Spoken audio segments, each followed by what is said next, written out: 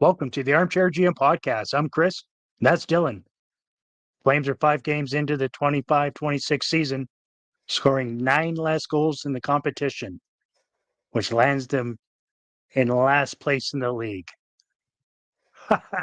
Things are coming up, Millhouse. Let's go.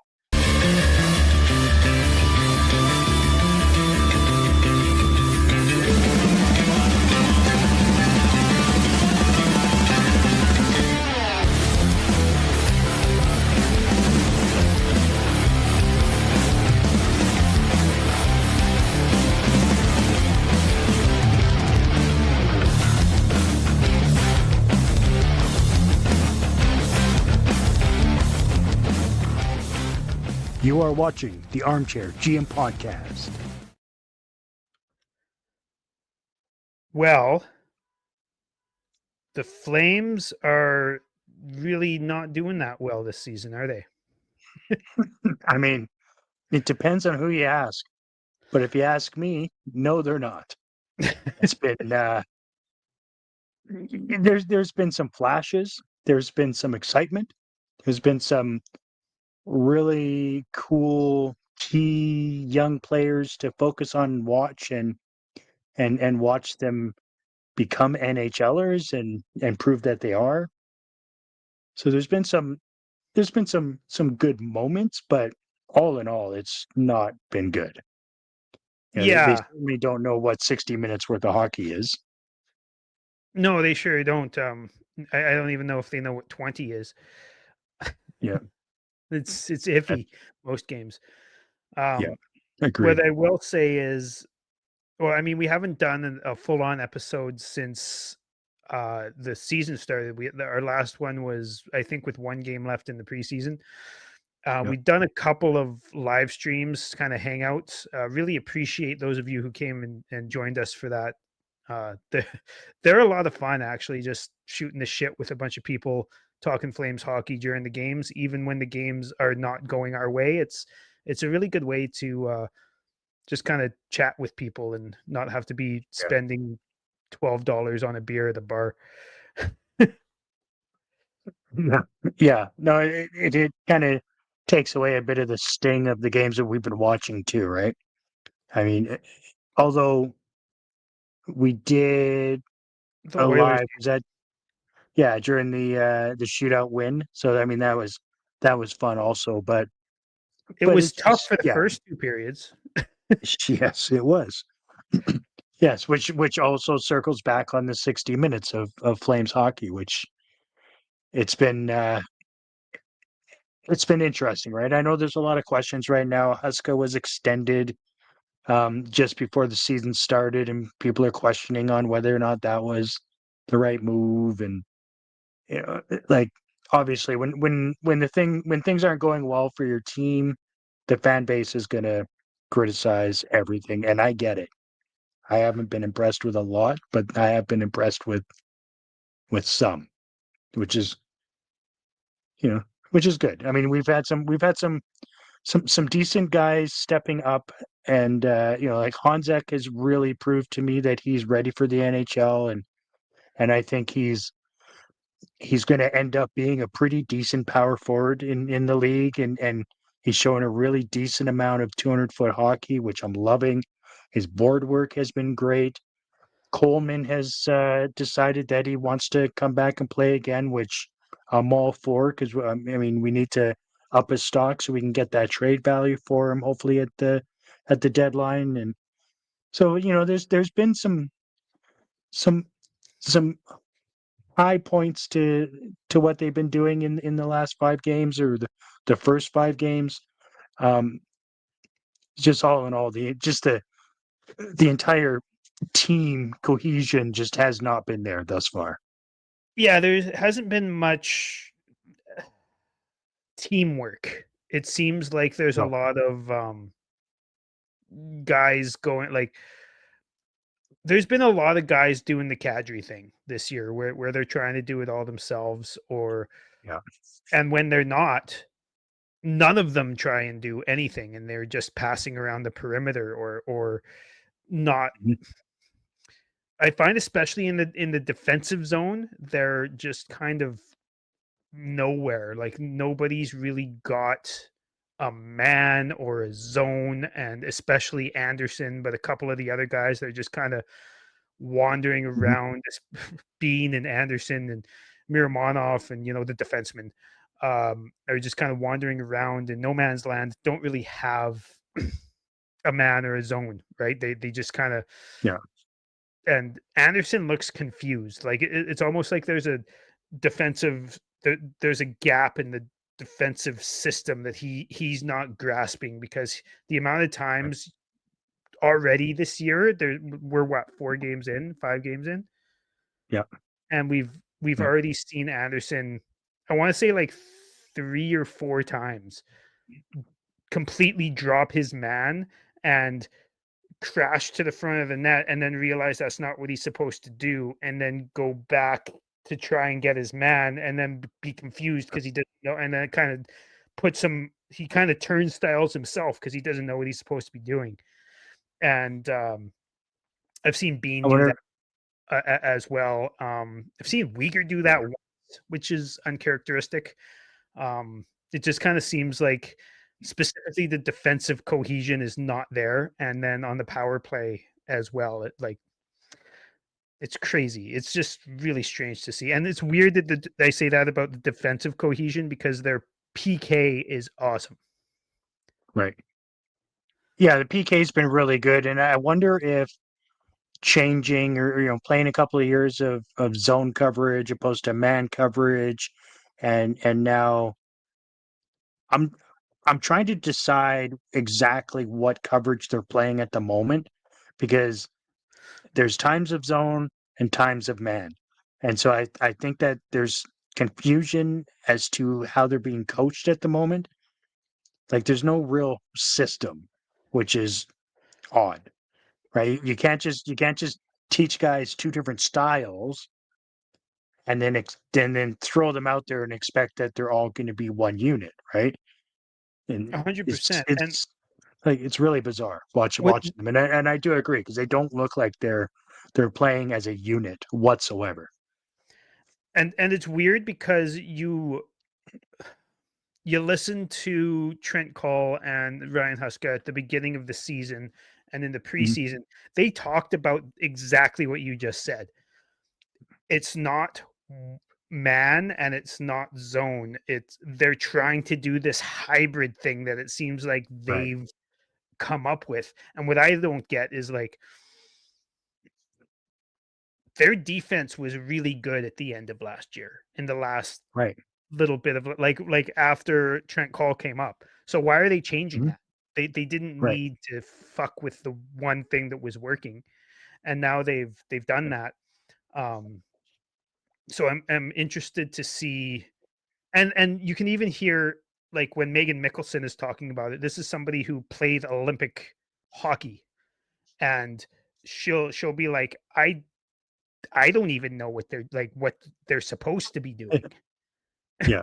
Never mind No, what they that's the are doing. problem. Isn't it's exactly we don't really know what they're doing, but it's very clear that half the people don't know what they should be doing, Yeah, and that's a big problem.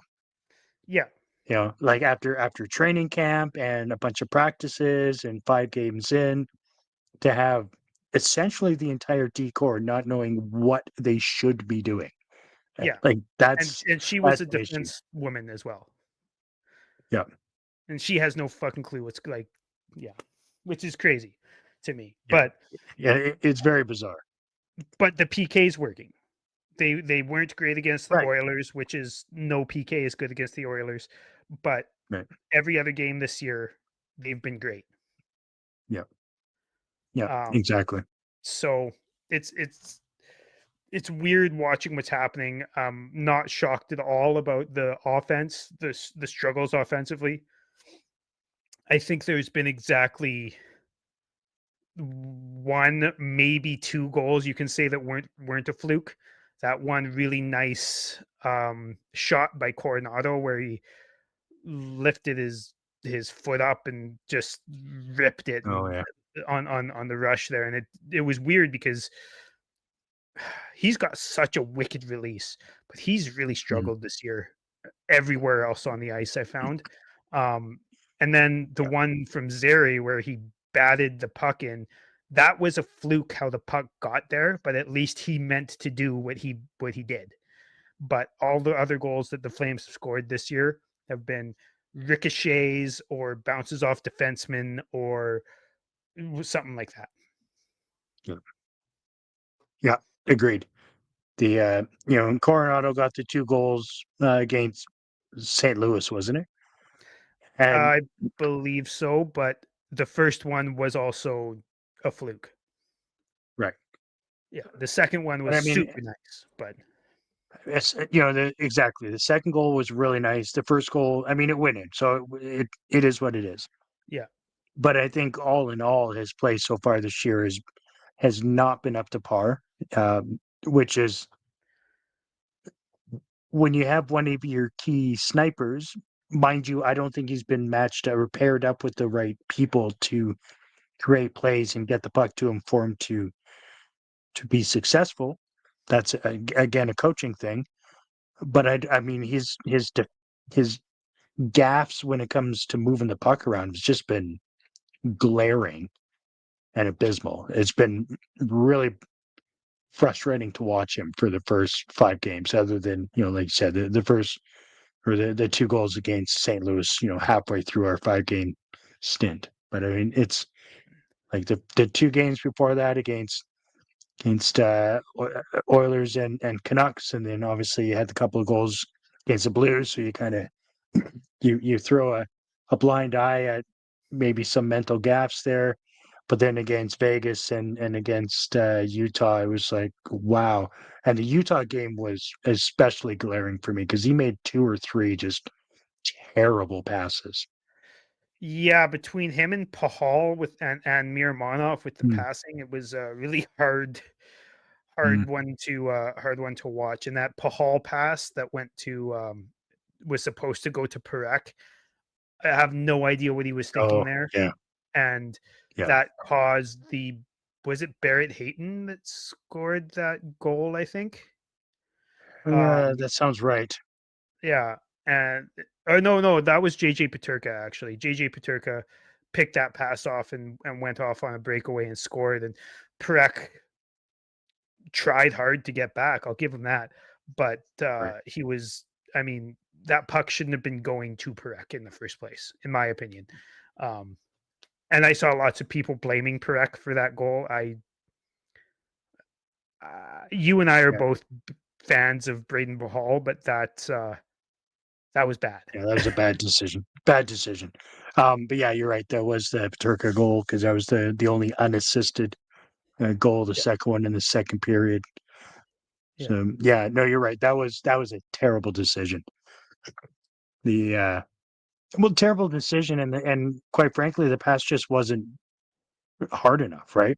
Wasn't crisp at all. It was just you just floated over to your D partner, and that's what's going to happen in Yeah. in that scenario.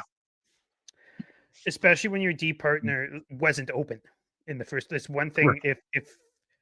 If he was Yeah. open and Paterka closed the gap, that would have been one thing. But he Mhm. wasn't even open to start the play. Um, Yeah. so, like I said, like you said, actually, the whole season so far has been a rough watch. That one period, I guess there's been 2 periods that were kind of fun because of the Coronado goals, and then the one period where the Flames scored 3 on the Oilers and tied it up and all Yep. that kind of stuff. But I don't know, man. I feel like this season might be a tough watch. I'm still gonna watch, obviously, but Clearly. I feel like I'm not gonna say we're gonna be last because I don't think we're gonna be last. We are gonna get better, and the Flames are gonna go on a few winning streaks throughout the season and probably end up just around where they were, maybe a little bit worse, maybe in the ninth to 12th spot. Um, draft lottery wise, not so much in the 14, 15 spot, where we were, but not that it mattered last year because we didn't have our pick. But yeah, All right. That's unfortunate. yeah, yeah. At least we had New Jersey's pick. Can't even lose right, No, which is somewhat frustrating. yeah. Um, but here we are. Honestly, We're I'm kind of excited for the season because even if we continue on like we're going, I kind of feel like it's going to force Conroy to make some moves that he might not otherwise make, and it Mhm. might force guys like Nazem Kadri or whoever else it may be to request a trade. You know what I mean? Yeah, and that's an interesting piece. Obviously he holds all the cards in the scenario here with his full no move. Um, I think it's ultimately going to come down to where he is mentally and where he feels like he is in his career, right? Like I understand, like competitive athletes want to win for sure, Absolutely. but he's won the cup. So is he at a point now in his life where Just wants to be he just comfortable. wants to, yeah, just wants to be comfortable and ride out his career in a situation where he doesn't necessarily have expectations, even though the fan base here expects him to be one of the top players for the team, but in a losing couple of Situation. seasons, Yeah. situation, is it ideal for that type of scenario for Nazem? We don't know, right? Yeah. But it ultimately it's all going to come down to him. Where is he with his mentality on his career? Like, does he want to try and chase the cup one last time? I mean, I know m- me as a competitor, I would want that every year that I've ever play, right? That's just how I am. But Yeah. it's hard to say where he's at. And so because he holds those cards, it's I think Craig is in a tough spot on that. If he can figure out a way to get it moved, great. As long as he can get a really good return for it, then I'm all for it. But if he doesn't, I feel like the last 3 years, was it 3 years, I think, or 2 years that he has left in his contract, then is what it is, right? We'll see. Yeah. I think he's at 4, I believe. Yeah. Yeah, I think he's playing his fourth year of his 7-year contract as well. So I think he has 3 years left. Google AI is weird, man. I just typed Nazem Kadri contract and it brought up a picture of Lucic. It's an That honest mistake, really. I mean, they're so similar in size and stature and style of play. So I mean, like AI is always 100%. So that's weird. I mean, I guess they're 99.9% correct now, being as how they made this one error. yeah. So Fuck, I he hate has AI. this season and 3 more seasons. And again, his as we've mentioned before on the show here, his full no move trade or no move clause changes to a 13 team no trade list. Um, so that means he can Yeah, be July traded 1. to what's that, 19 teams, Mhm. 18, something like that. We can trade him And back. that's Can we? what's that? We can trade him back to the Flames, can we? Yeah, we probably could. If Brad was here, he'd do it. He'd be like, "Oh wait, trade him away and then trade and then or buy him out and then sign him again, like he did with Michael Stone." Right. Yeah. So instead of paying out 7 mil, let's pay 10.5. Whoop whoop. Yeah, Let's do it. Probably extra sign him three to years on the six. deal too. Yeah, 6-year deal. Yeah. Like 42 when he's done. Yes. Well, a bunch of doom and gloom has been set throughout the fan base. I'm curious. I want to know how you felt about Zane Perek because he's didn't play the first couple games, and he's played the last couple games though. And personally, I think he's bringing a lot to the team that the team doesn't have. But I'm curious what you have to say. I think, I mean, as somebody that played defense and somebody that prefers hard nosed, stay at home, kick ass defenders, I think he's done okay as far as defense. I mean, obviously, we kind of knew that that was his struggle was playing defense in our own zone and that sort of thing. And you know, his highlight is his offensive ability and whatnot. And I've seen some good flashes. He's made some pretty neat plays in the offensive zone so far. Hasn't really panned out to be much, but I do think he's getting abused out there. He's getting physically manhandled, you know, in the boards Open ice. when he has, yeah, when he has the puck and just everywhere. He's he needs to put on some weight, I think obviously. I think that there's been 2 or 3 instances of that, and for sure, for He's sure, only played three games, yeah. so to have 2 or 3 incidents of that is probably not great. And you can tell that he's becoming frustrated. You can see that look in his face, and I think it's hurting his confidence, which is also limiting his offensive um um I don't Prowess. even know how to, yeah, prowess. Like he's just not he's not trying to be creative as much because I think he's mentally worried about being hit. That's fair. You see, I thought his confidence has grown in the last couple games, but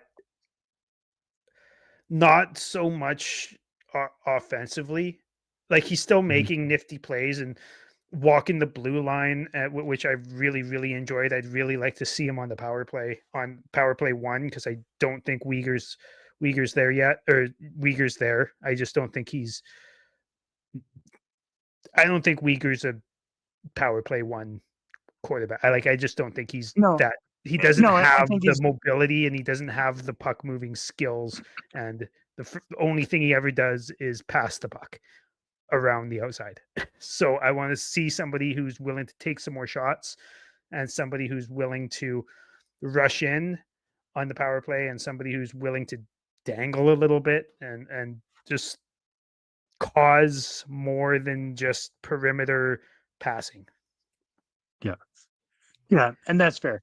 I mean, Uyghur would be a pretty good option for the second power play unit, I agree. um, knocking Anderson off that mark because at least so Uyghur will at least stay within his area. You Yeah. know, he will kind of jump up and get back and move around, but he always checks in at the blue line. That's Yeah. one thing I've always appreciated with Uyghur, where Anderson will just kind of try and do some shit and you know he likes to muck it up behind the net and do his thing, which sometimes works, most times doesn't, and so he's fighting to get back into the play a lot. Where Yeah. Uyghur will, if he jumps up a little bit, you can see like they transfers with the forward. He comes in and they move over to the side and he gets back into a spot. And I like that about him. Is he's always responsible about getting back. And he's So making I sure think that somebody's got him covered if he isn't going, or if he is 100%. going, right? Whereas Yeah. Anderson just goes. Now it Right. caused a goal for in the last game against Utah, but also Right. it's caused multiple goals against. So, Mhm. Yeah. um, Yeah. Exactly. I'm It's I mean I'm it's worried about high Uyghur's. high risk high risk reward, I guess is what we're getting with Anderson, right? Yeah. which is, something that people like. I'm more low risk. That's me. I'm perfectly okay with 2-1 victories. I don't need 6-4s and stuff like that. I'm like I said, I used to play defense. I'm perfectly okay with hard hitting 2-1 games, You got to which is score kind of 2 like the goals old though. right. But that's my Tuesday against a Phoenix Coyote type mentality and or the Mammoth. But Mammoth is way better than Phoenix has been for many years. They're more exciting for sure, in my opinion. But that Yeah. was like in the past, it's Tuesday night and Phoenix is in town. You know damn well it's going to be a 2-1 game. There's not going to be a lot of offense. There's not going to be a lot of flash. There's going to be, a bunch of hits, especially like when Doan was still on the team They've and got all sorts Jerome. of Like really like there good was some names on LTIR, like Pavel Datsuk and Shea right. Weber. Right. Yeah, yeah. Yeah, guys that were never actually going to play on the team, but Yeah, it's yeah, that don't matter. That don't matter. They'll just pay them. Don't worry about it. yeah. That's not up to you, Dylan. That's not like Jesus. That's Gary Bettman's money he's throwing around there, or everybody else's money as they pay for the product. Um, yeah, I, uh, I don't need the high risk, high reward because I mean, quite frankly, it scares me when you're a team like the Flames. It's mostly just high risk. You know what I mean? The Yeah, reward comes occasionally, but it's a lot of risk, and so no, I don't need Rasmus fucking around behind the net and jumping up on the play, because he'll do it 12 times and score once. yeah, absolutely. And that's one thing I feel. Mm. And I'll give Rasmus credit. He skates hard to get back, but he's lost multiple steps. Yeah, Like you can tell right. he's hustling to get back. Whereas with Perek, I think he can get back most of the time, or at least Well, mostly get back. it's like a decade between the two of them too, right? So obviously Perek is going to be a little quicker, you know.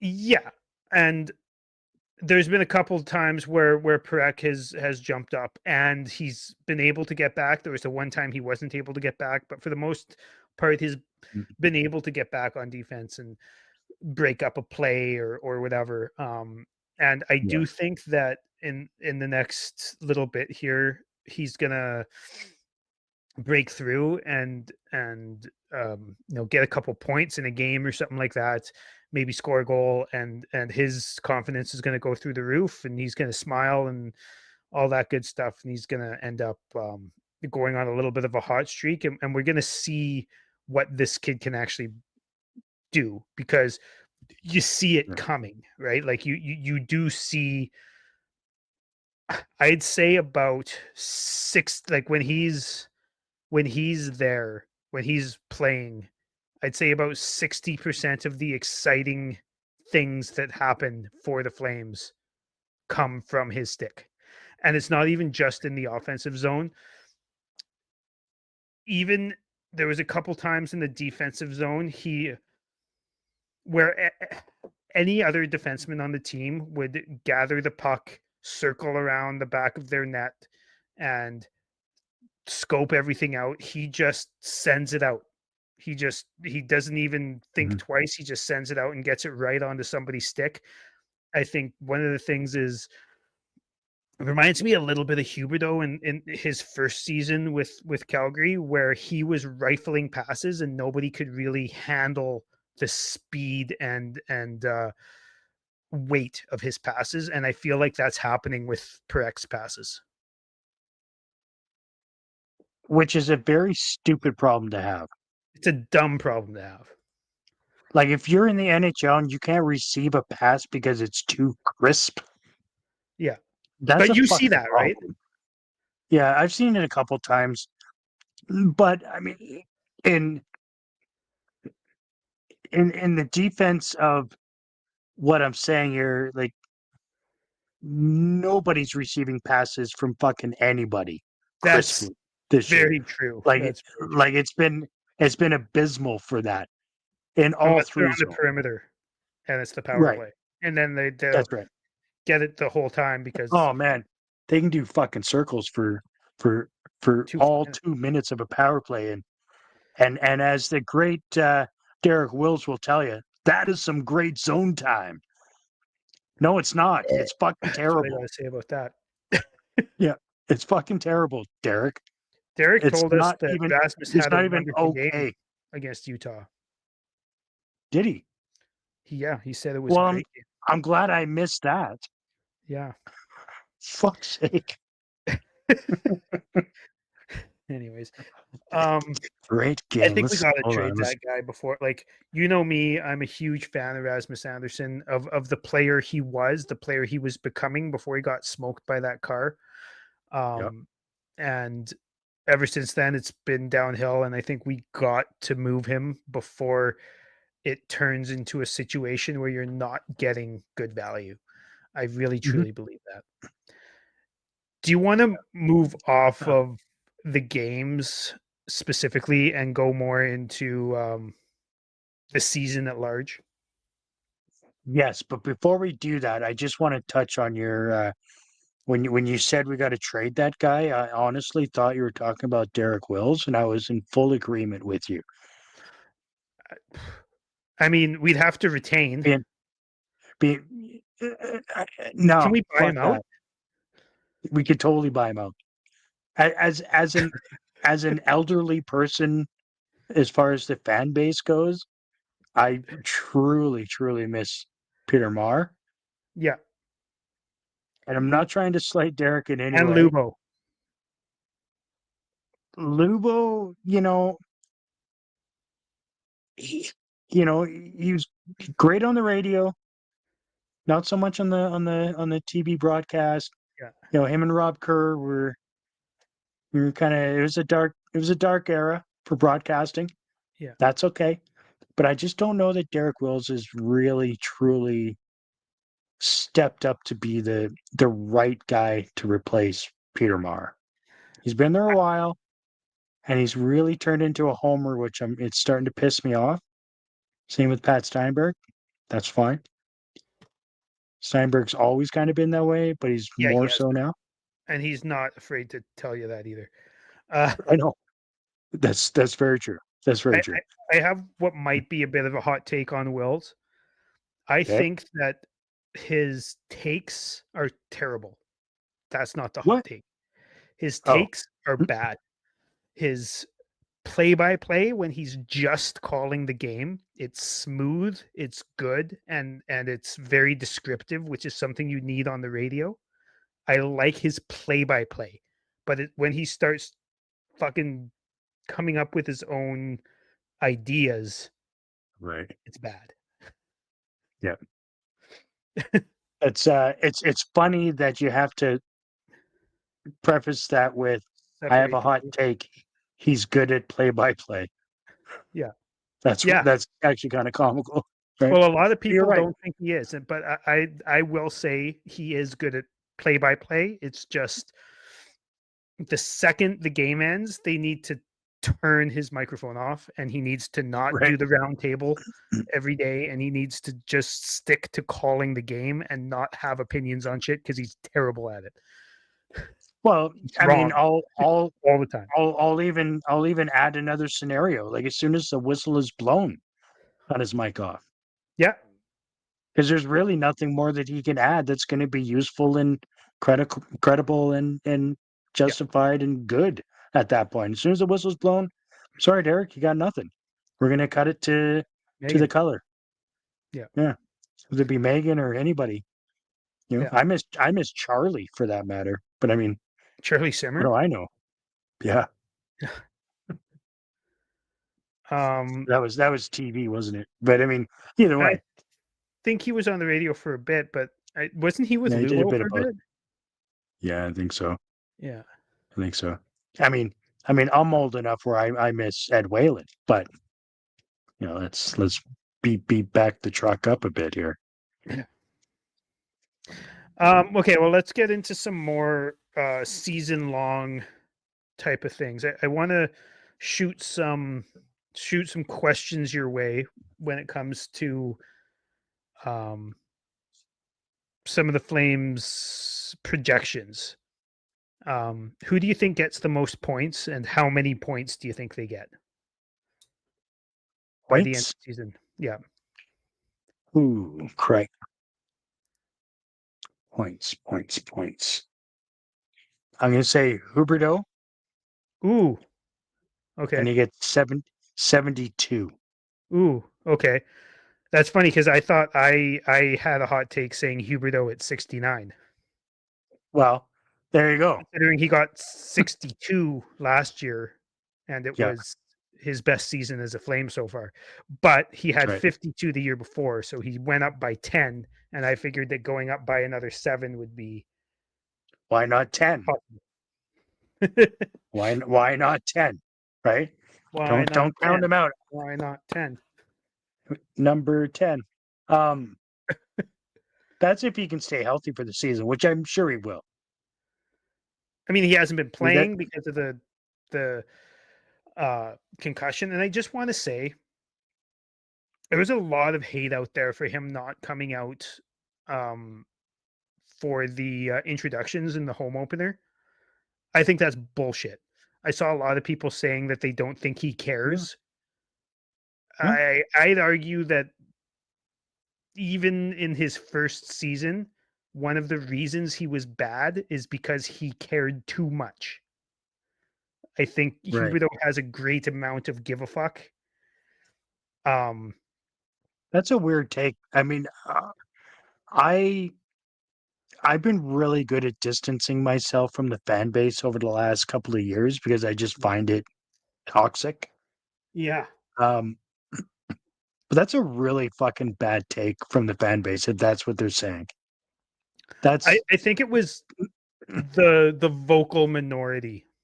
I think is what it was yeah, because there was a lot of people yeah, out there being quiet, but saying like the guy has a concussion, big, huge lights, light show, right, and loud video, and fans standing up and screaming, and uh, yeah. maybe a guy with a concussion shouldn't be out there for that. Yeah, it seems like a horrible scenario for somebody with a concussion. I don't know if the people spracking off have ever had one, Yeah, but they're not fun. no, yeah, I thought it was an awful take, and I saw it quite a few times. I was actually a little choked that people were like, and then saying, "Oh, I don't like his attitude. He's got a shit attitude. He doesn't want to be here. That's why he's not out out for the pregame ceremony or whatever." And I was like, Yeah, "He's he's here. He right, obviously, whether he wants to be here or not, I don't know, but he's done nothing but say good things and be a good soldier and right, not freak out. Like, he knows he's struggled and he has been still happy for the most part in the media. Like, I think he's had a really good attitude for somebody who is well known to have possibly definitely one of the top 3 worst contracts in the league, right. right? Yeah, like everybody knows that we're paying him too much. We get it. And that's fine. And I I mean, think that's where most of it the takes are coming from, is people being like, "Oh, yeah, he sucks." And it's like, well, he's a perfectly fine middle six forward. If he's a perfectly fine second line forward, he's just getting paid yeah, like a first line forward, and that's why you don't like him. right. Exactly. It's not that he And that's sucks; like he's just not as it's good like as his paycheck. and and you roll out that contract and you go, yeah, Jay Huberdeau, that's his signature. Fucking Brad Treeling. There's another signature on that fucking contract, Yeah, right? He's not the only one to blame for the contract. yeah, And I've been saying that for years and years and years, right? Obviously, the player is going to want to fight and get the best contract they can, yeah, but there's always a second signature on it, and that's somebody that has actually agreed to it and has said to it, and that's the team representative and the GM. In this case, Brad Treliving. After that run of garbage, we shipped him the fuck out of here, yeah, which is fine, right? As we should have. yeah, After the Huberto contract was like, what the fuck? And then the Kadri contract, like, what the fuck?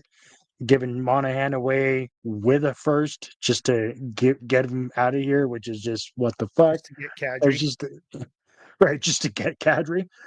Ugh. Just awful. Yeah. I'm so sick of listening to the fan base on Huberto's contract. I don't give a shit what he's being paid. I really don't. It Somebody, it one of, I think he's your buddy, Ryan Hunter. Is he your don't buddy? know that. No? Okay, No. anyways, he was messaging me earlier, um, talking about buying out Huberto. I'm like, if we buy out Huberto, we're gonna be under the minimum salary, and then we're gonna have to sign somebody else or trade for more money. Right. We have Yeah.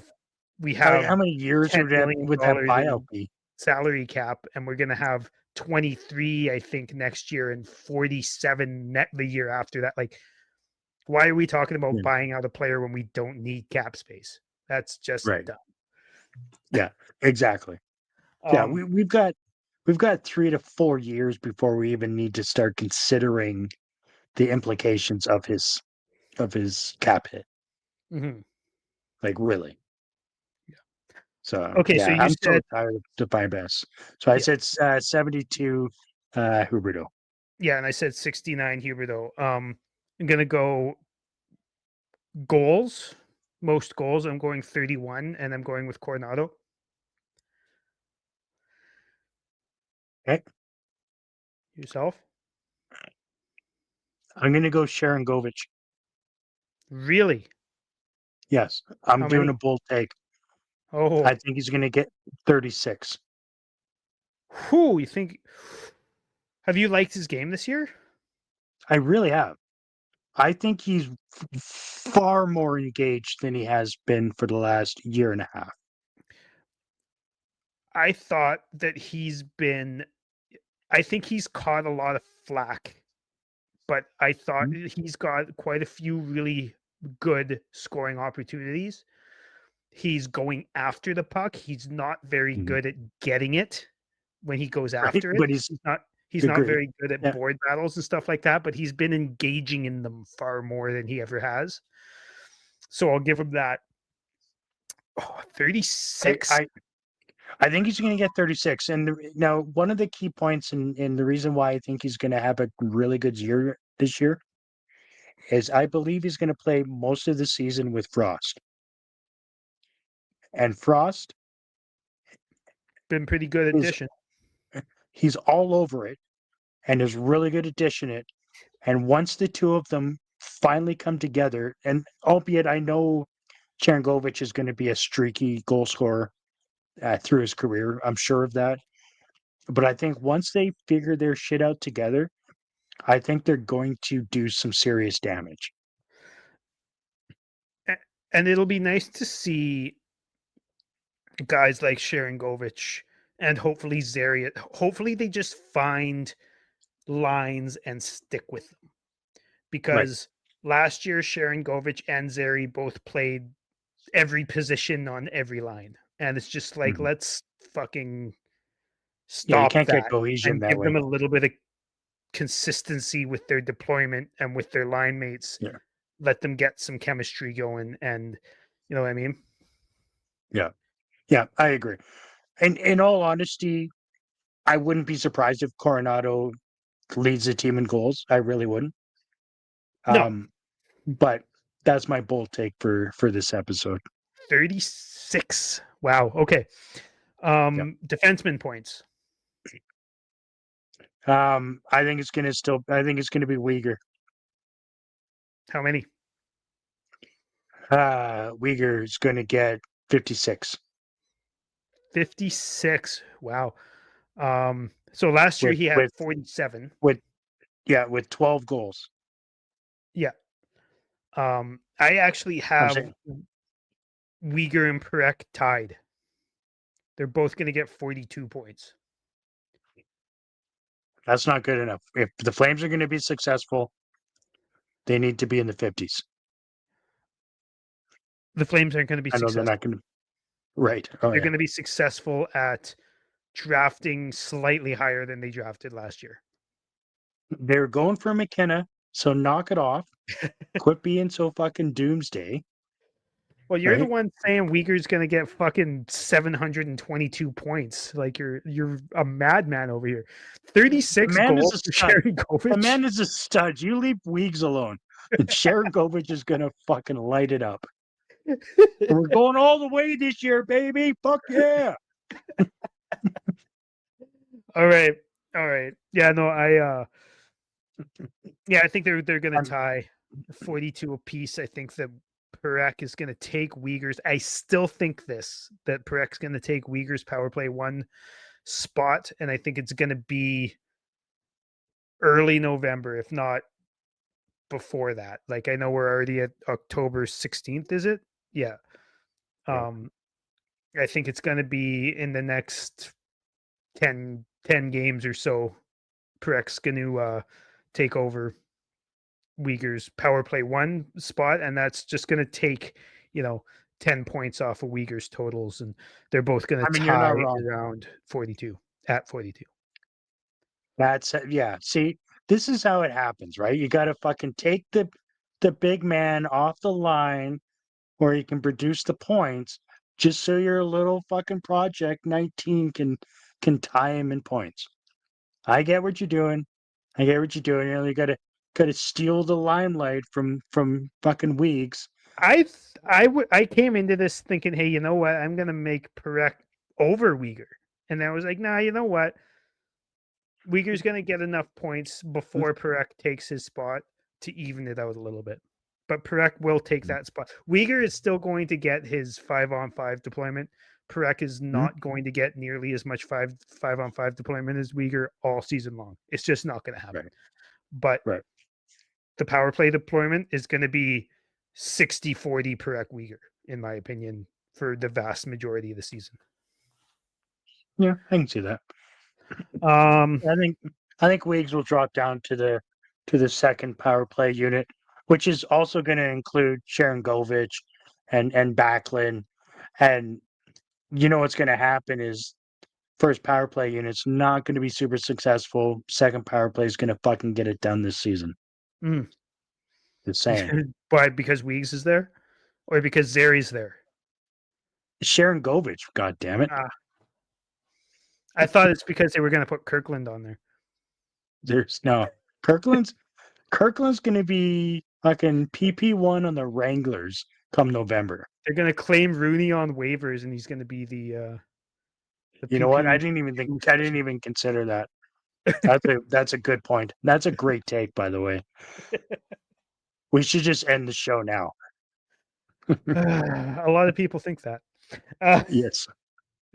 And they're um, right. yeah. Dustin Wolf, specifically Wolf. Last year he had 29 wins and a Mhm. 910 save percentage. What's your prediction on those two numbers? Knowing he's going Mm. to start probably 5 to 10, probably 5 more games than he did last year.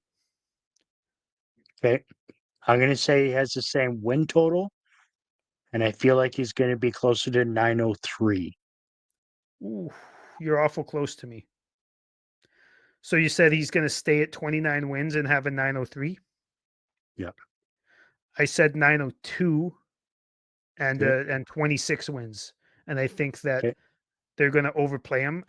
As much as Devin Cooley was really, really fucking good last night, Yeah. I think he was hands down the best player on the ice for both teams. He was Hmm. fucking outstanding last night. Yeah. I don't think that's going to last all season as much as I'd like it to, because a good goaltending performance is always fun to watch. But Yep. I don't think Devin Cooley, like, I think he's better than he showed in the preseason, but I don't think he's gonna come up with those saves he came up with last night. Um, but yeah, so I think Wolf is gonna get overworked and a little bit tired, and have a few more bad games than he did last season. But it's not even so much because he's not gonna regress. He's still gonna be a really good goaltender. The team Yeah. is gonna regress, and they're gonna rely on him more in more high leverage games, because remember at the beginning of last season, for like the first third of the season last season, they gave Ladar a lot of hard games. Mhm. They're gonna give Wolf all of the hard games this year. Yeah, they definitely protected Wolf for the first month for sure. For sure. Now, that being said, if I remember correctly, and I'm going to have to go back and watch the episode, and if you're watching, you should do the same because we did a predictions show last year as well. I believe you said something very similar on the defense and how Wolf was going to be through the season, that the defense was going to be shit and Wolf wasn't going to be able to sustain that because you were worried about ruining his confidence and how that would play out through the season, which I totally agreed with for sure. But I don't that think confidence. I don't think I ever would have been worried about confidence with Wolf, but maybe actual play I may have been at the beginning of no, last year. But I don't think confidence. you were definitely worried about confidence because of how you thought he was going to be shelled with shit because of shit defense, right? And that you thought Yeah, that it would really play a factor in his confidence through the season. And maybe I confidence mean, is the wrong word because the way that guy's brain is wired, mhm, he could be shelled 12-0 for 3 games straight, and he'd still be confident. that's fair. But But I but mean, I know kind what of you're saying.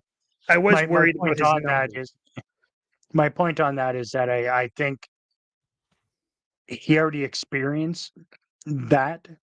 You know what I mean? When it came to shit defense, Yeah, I I don't know that we're necessarily better at defense right now. I mean, I would say Anderson's regressed and I think correct Uyghur's addressed a little bit. defensively isn't, it won't be anything special. Uyghur has slightly regressed. We'll see though. I think he's gonna Ball's start good. pumping it up here. Ball's Ball, been very good this year. he really has, right? Like Yeah, just quietly goes about his business. I think he got a bum rap on that penalty last night. That's just me saying it though, because I mean, I think anytime he gets anywhere close to an opponent, it's gonna look like he's raping that poor guy because just because of his size and the way he plays the game. absolutely. Just, but yeah, Ball is great. I'm I was sold on him last year by like week 4, Yeah. and I'm more sold on him now than ever. Like yeah, give me. I'm gonna say this out loud. Give me 2 balls on my team, and I'm a happy man. I don't know. Right. That's interesting. Um, all right, well, let's move on a little bit. Also, just saying before we move off of Wolf, 902 and Mhm. 903 are both above league average. I think league Yeah. average is like 989 or 900, or sorry, 899 or 900 or something like that. So Is that league average now? nine oh If three is still that's above. What's that? if that's league average, the league needs to fold. How is that league average? League average has been 900 for around 900 for a couple years now Yeah, because not the Flames, but a lot of teams are being more careful with their shots because goalies are better. So they're being more careful with where right, they shoot and when they shoot, creating more opportunities. And I think a lot of it is um you have more, Kucherov Point, McDavid Draisaitl, you have more pairs of guys who can have just absurd shooting numbers. right. Um, and I think that's kind of where that comes from. Um, That's fair. okay. Which players get traded in the season? In season. In season. I feel like you and I are going to have the exact same Mm. answer on this one, but Obviously Anderson, yeah, Holman.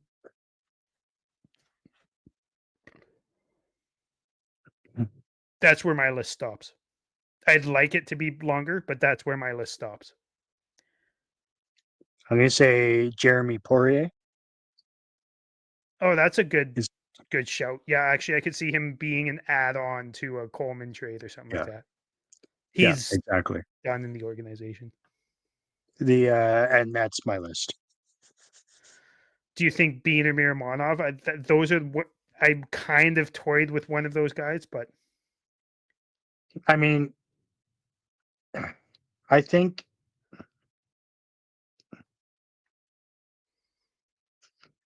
Bean, I can see. I feel like Bean is more useful than Maramonov. Maramonov is just done in the fucking league, in my opinion. he's not. Well, I But don't he's think not. Bean should be in the league either, but I I don't. think Bean would I be more honestly don't successful either. in the A. I think. I think you get a fourth round pick for Bean or a third round pick for Bean, and you move on. I think Maramonov, you gotta buy him out. Just get him off the ice. Just we. Or There's just no sit him all reason to year. just I don't be. give a shit. Yeah, but why have like I don't even want him at practice. I don't want him in the organization anymore.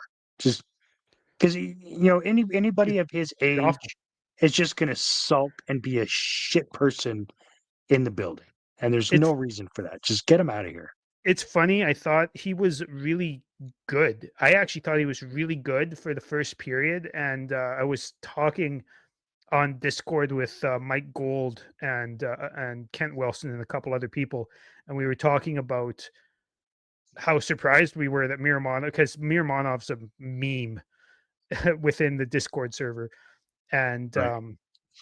we were talking about how surprised we were that he was actually playing really well for the first half of the game, and then he came out in the third period and was just awful, and was yeah right back to the Miromanov that we've always seen. I'm done with him as well, but I mean I don't know. I don't think you can. I I mean, think there's like time frames for contract buyouts and for terminating contracts and stuff like that. So I think you yeah. have to be within a certain time, um, If date if wise. ever, if ever there was a scenario for traded for future consideration, Miromanov is that. Get out of here. Like, I just agree. yeah. Okay, so you said Where's Arizona when you need them? right. Um, okay, Conroy, Ryan Huska. Do they both last the year? And Mm, I know that Huska just got his extension. yeah, Conroy hasn't been extended yet, but Huska just got his extension. But the Flame, literally their last coach, got fired before his extension kicked in. right. Um, I think when it comes to Craig, it's going to all depend on the two players that we both agree are going to be traded within season. What the return is? What the return is, and is he able to do it? You think if he only, well, yeah, if he doesn't trade either of them, he's definitely shouldn't Yeah. at least. But what if he If we, trades Raz but not Coleman?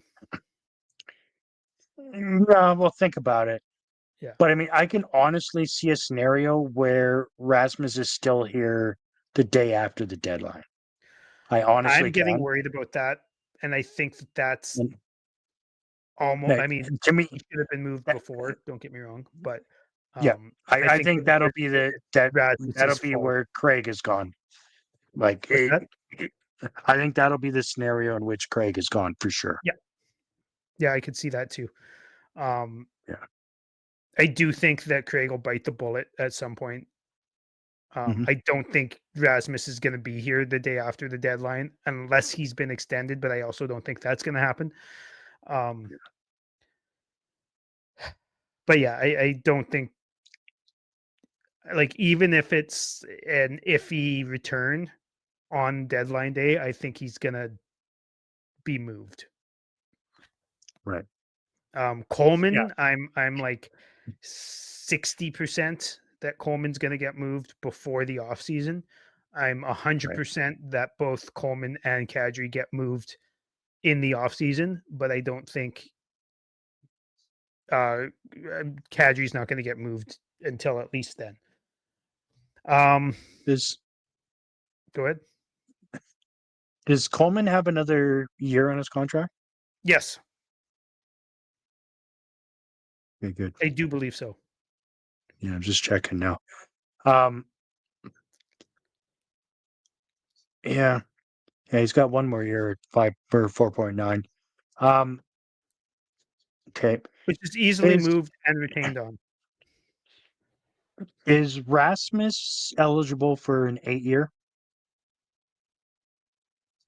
Yes.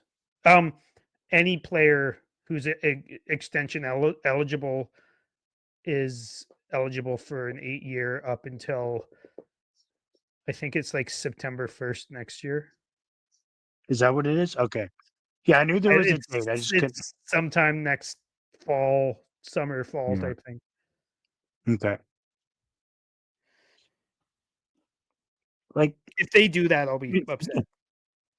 I don't think they will, but do you not think that Rasmus locked up at 7 mil per for 8 wouldn't be a huge trade piece? oh, a trade piece. Um, well, first of all, I think that if they're far apart, they've been far apart on contract negotiations this whole time, and Well, so have they I been don't far know apart if because Seven will get it done, even though he's not been good. I don't know if Seven will get yeah, it done. are they far apart because they can't agree on a number, or are they far apart because Rasmus just doesn't want to be here anymore? Oh, I'm almost positive it's term. It's mostly term. Right. I'm fairly So if, positive on that like because if Rasmus wants long term and Conroy doesn't. right, well that's what I'm saying.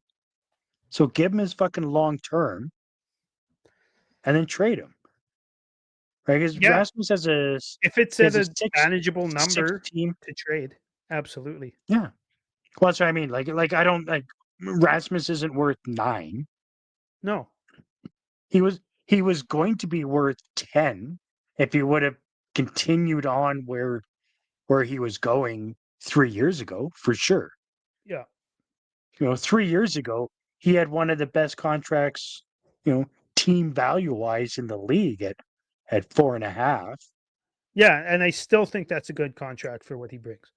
But Sure. I Yeah. I don't see him signing for less than 8.5, and I don't see him as that guy anymore, which sucks because No, he I used to be one of my favorite players. But um, that's the thing, right? Like what do we know as far as the rest of the league and what they think his value is, right? Can we sign him to 8 times 8 and then ship him off to, I think you who probably needs a defender? could, but Colorado needs a defender, and I'm not Dallas needs a defender. I'm not sure. I mean, there's so many different things that can happen, right? Like, Yeah. what if Rasmus is like, I want to be in Calgary, and he's wants a no move clause? I wouldn't give it to him, but like, Right. you gotta consider that, right? What if it's his ask is Well, for an unmanageable number to trade if it well, then isn't a no move no, no, clause? no. You absolutely give him that full no move for the first 3 years of his contract or 4 years of his contract, and then you trade him. Oh, you mean you keep him for a little bit? No, no, fuck keeping him. We're still trading him at the deadline. I'm just saying get him Oh, signed and get him the fuck out of here so it's that he has a contract, and so whoever you trade him yeah. to, Extend and trade. they extend and trade, right? They're Yeah, guaranteed to have this player for 8 years, well, at least, 4 years or whatever the case may be. yeah. That's what I'm saying. Like sweeten the pot, get him signed, because that's the thing, right? I That's feel the like issue when it any comes to deal. is going to have an extension involved. I think that's one of the problems of why he hasn't been Right. moved yet is because um, he's not agreeing to extend with a certain team, and um, I think Well, that that's I think Craig is that being a little bit sheepish. yes. I wasn't sure the word to use. I'm trying to be I nice. think he's too much of a player's manager, and he's not Yeah. cutthroat enough. And if it were me, I would have pulled the trigger by now. Right. Not that I know what the offers have been. I have no fucking clue. Yeah. But I feel No. like they would have gotten a decent offer, and even if it's as a 1 year rental, who fucking cares? Right. It's Exactly. Yeah. Yeah. No, I agree. Yeah, um I'm in the same boat, right? Like obviously I don't know what the offers have been. I feel like there's been at least one offer that has a first round pick attached to it plus prospect, right? yeah, At the very least. And in my opinion, the way things are going, you got to do it. especially if we're holding on to Anderson as we watch another year of decline, we That's what I'm have to worried about. fucking move him. Yeah, we gotta get him moved. Yeah. Gotta get him moved. All right, well, that's enough about the Flames. Let's talk about the league as a whole, and just maybe let's just do some um divisional playoff discussions, like who you think might fall out, who you think might um you know surprise and get into the playoffs. I think I've got a couple of relatively hot takes. I think a few of them are pretty normal. I mean, I think everybody's probably got like Edmonton and Vegas and Dallas and Colorado and Carolina and New Jersey and New York and Tampa and you know Florida probably, maybe not anymore, but there's a bunch of teams where everybody's pretty much in on as far as getting into the playoffs. Mhm. Do you have any hot takes you'd like to put out there? Hot hates. Hot takes. Um, hot takes. I mean, it's probably not a hot take as far as the way the season has started out, but I don't think the Rangers are going to make it in the East. Hmm. Interesting. I actually have them in Really? as a three And I seed. as a three. Wow. Well, sorry, Yeah. third in the Metro, not in the East. Third in the Metro. Oh, okay. Okay. Yeah. And I believe Chicago is going to make it into the playoffs this year. Wow. Really? Yeah. I still have them, I'd say third last in the league. Really? Yeah. Okay. Third last. I mean, Pittsburgh and San Jose will be worse. But hmm, Chicago's off to a great start. Don't get me wrong, I, but I also wrote these I, before the season started, and I'm sticking to them. But I okay. also don't think I that 3 or 4 games is gonna make no, it so Chicago is making the playoffs. no, I don't either. But I also think Chicago is going to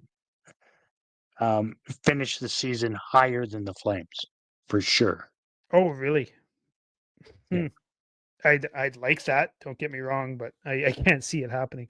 I got the Flames Yeah. pretty um mushy middle ish, maybe a little bit lower than mushy middle, like I said earlier, and then 9 to 12 range, which is still pretty mushy middle, but a little bit better at 9 to 12 lottery odds. Right. Right. But Right. See, in my opinion, I think the Flames are going to win 34 games this year. oh wow, that is a low amount of games. Are they going to lose a bunch in overtime, or is it just going to be like a 75, 70, 79 I point season? I think though they're gonna lose. Well, I mean the lose in overtime doesn't matter. It's still the same. But I mean, I think they'll have maybe 10 to 15 overtime losses, which is I think similar to what they had last year. I think they had around 13 or 14.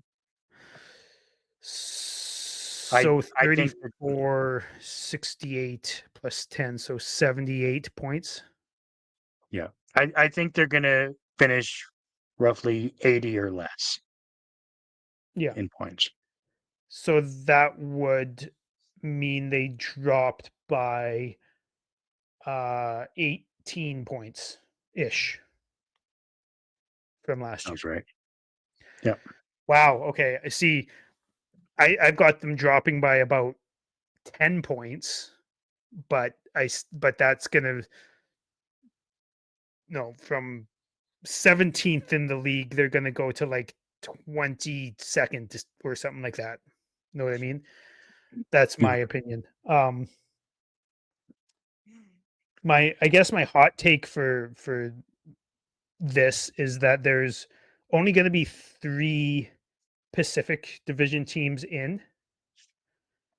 You're going to have Colorado, Dallas, Minnesota, Winnipeg, Utah in the Central are all going to make it, and you're going to have Yeah. Edmonton, Vegas, and wait for it, the Anaheim Ducks.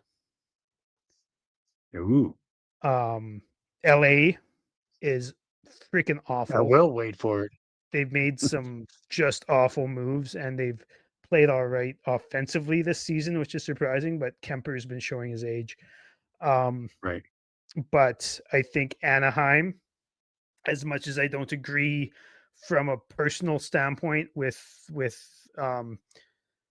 jumping on Quenneville the exact second he's available when there's like 20 other coaches, I do think he is a good coach. Obviously, he's won multiple Stanley Cups. Um, and I think that their youth is taking a step already. They've already Yeah. been pretty exciting to watch. Their addition of Kreider is something they needed, which is a leader up front who can actually score and park his ass in front of the net. Guys like Leo Carlson and Mason McTavish are really gonna step out of their shells and become elite players. Cutter Gauthier, sorry, is he's got a hell of a shot on him. I really like Mhm. specifically their forward core, and they've got a couple of really exciting young defensemen as well. Um, I think that they've got a good mix of veterans and young guys who are just about to enter their prime. And I think that they're gonna take that 3 spot. But I also think that um the Anaheim's point wise Mhm. is going to be under Utah. And Utah is going to make the playoffs as a wild card, but Anaheim is going to be under all 5 of the Central teams point wise, and still make the playoffs. Okay. Right. No, Right. are Right. you picking up what I'm putting down there? Yeah. No, I am. That's I mean that's a take for sure. I mean, obviously I could Anaheim's been kind of the outlier for a couple of years now. They have talent. They actually have some really good talent. Um, both forward and defense wise.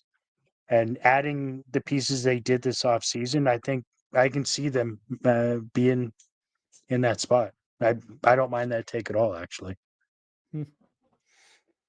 Yeah, I don't mind Um, that. I'm still sticking with mine just because it's bold. yeah. And like said, I have the Rangers making the playoffs. I know you said you don't think they will. They've been Right?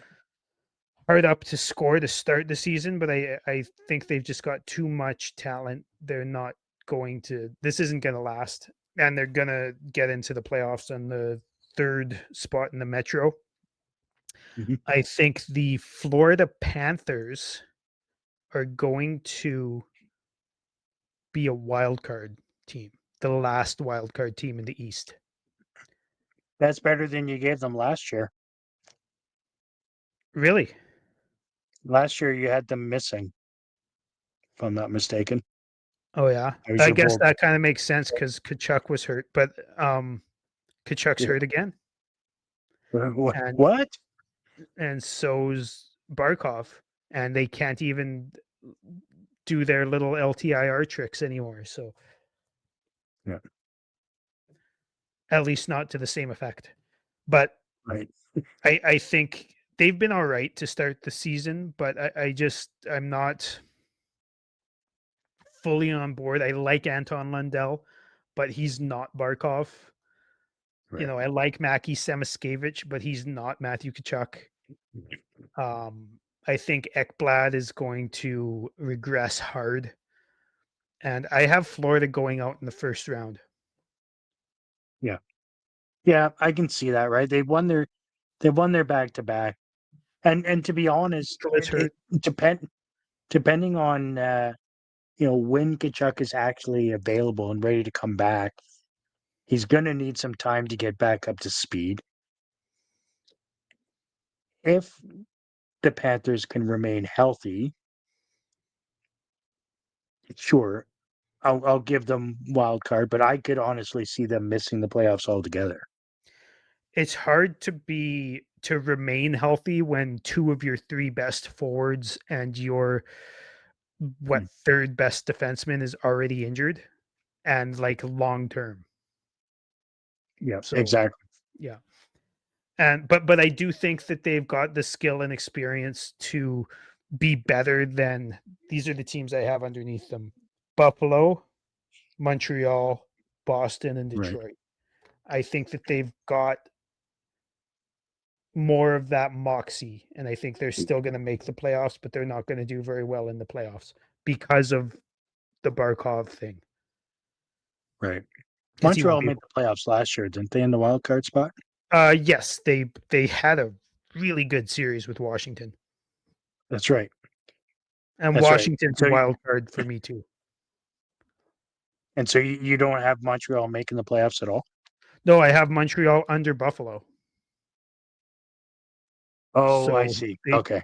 1, 2, 3, 4, 5. 1, 2, 3, 4, 5, 6. Montreal would be sixth in the Atlantic in what I have here. Holy. Buffalo's fifth, Florida's fourth, which is the wild card. Why do you have Montreal so far out? I don't believe that the numbers that Sam Montembeau put up last year are real. Obviously, they're real. They happened, but Yeah, I was gonna you know say, what I mean. I was I gonna don't say, think what they're what sustainable. part of those numbers do you find to not be real? Yeah. Yeah, Yeah, sustainable for sure. I I get don't it. think they're sustainable. I think that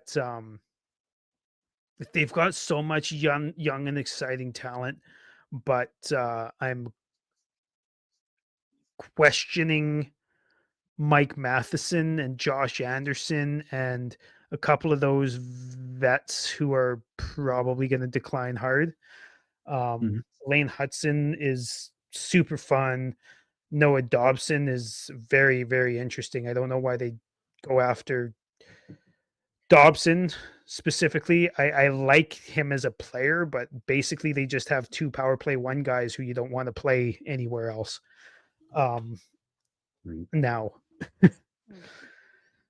So, I don't know. I think Buffalo, and I know again I wrote this before the season start, and I'm sticking with it. But I think Buffalo is going to be a little bit better this year. I think they're not gonna like make the playoffs or anything. I guess I should say too. I think there's going to be a fairly big gap between the playoffs and not the playoffs in the East. There's going to clearly, be yeah. it's not going to be like this tiebreaker shit that the Flames and Blues had last year. It's going to be like a 10, 12 point gap. I mean, really, in all honesty, there was 8 points separating Montreal and Buffalo last year, Yeah. and like Buffalo was third third last in the East, right? So I mean, So that's yeah, I've got them one spot higher than they were last year, and Montreal, I guess, a couple spots lower.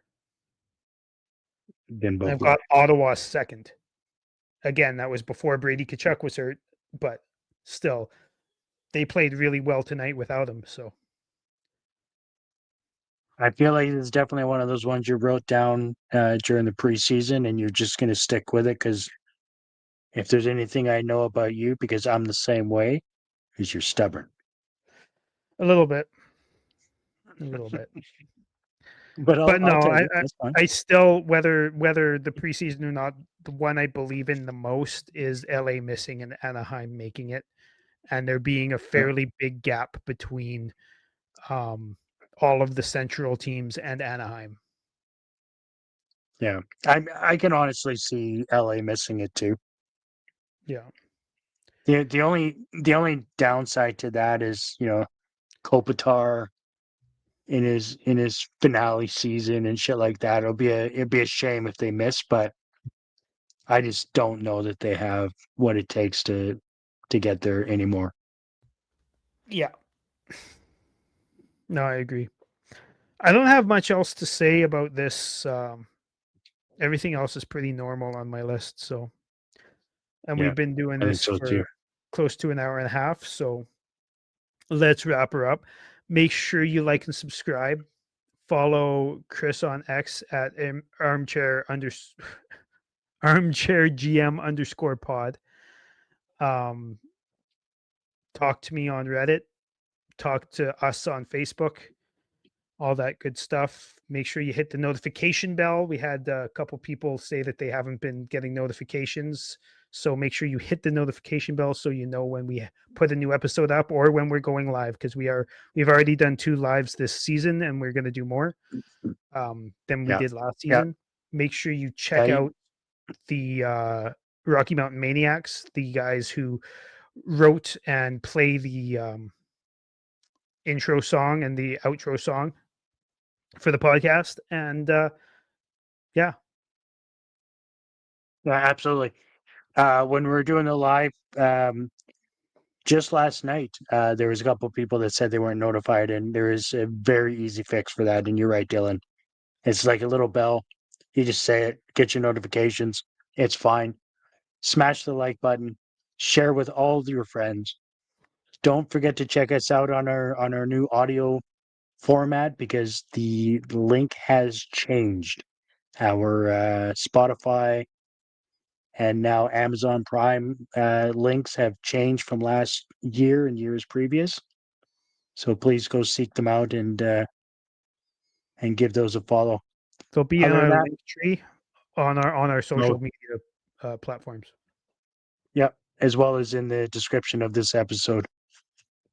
Thanks for tuning in for another episode, everybody. And as always, go Flames. Go Flames, go! Cheers. Yeah.